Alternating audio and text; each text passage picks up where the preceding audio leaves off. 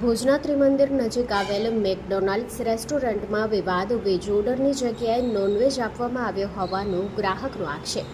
ગ્રાહકના જણાવ્યા મુજબ તેમણે વેજ ખોરાકનો ઓર્ડર આપ્યો હતો, પરંતુ તેમને નોનવેજ ખોરાક આપવામાં આવ્યો હતો. આ ઘટનાને પગલે ગ્રાહકમાં ભારે રોષ ભભૂક્યો.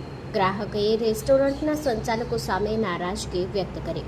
ગ્રાહકે સમગ્ર મામલે બેદરકારી બદલ જવાબદારો સામે કાર્યવાહી કરવાની માંગ કરી. અમે મેકડીમાં આવ્યા હતા, વેજનો ઓર્ડર આપ્યો હતો, એની જગ્યાએ પાર્સલમાં અમને નોનવેજ આપી દીધું.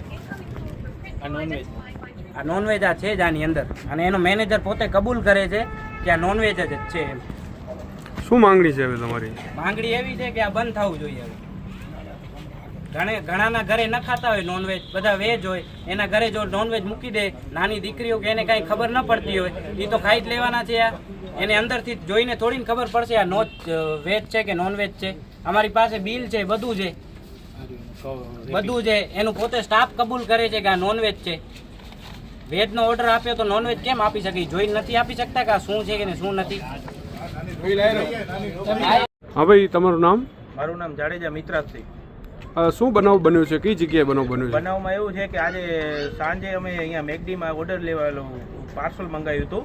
એનું બિલમાં વેજ જ ઓર્ડર કરેલો છે અને બધું અમને આમાં નોનવેજ આપી દીધું છે. રેપિંગ છે અને આ એક પીસ હાર્યો, બરોબર. અને હવે મારી એક જ છે, ગ્રાહક સુરક્ષામાં ફરિયાદ કરીને આને બંધ કરાવવું છે. ભુજની અંદર 70 થી 80% મહાજન પબ્લિક છે. કોઈ નોનવેજ ખાવાવાળી પબ્લિક ભુજમાં છે જ નહીં.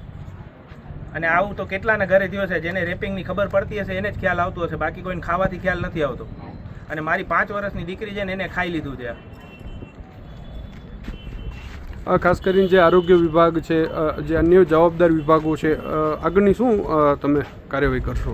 આનામાં બનતી કોશિશ જ્યાં સુધી જવું પડશે ત્યાં સુધી જઈને આને બંધ કરાવી છે, ફાઇનલ છે. તો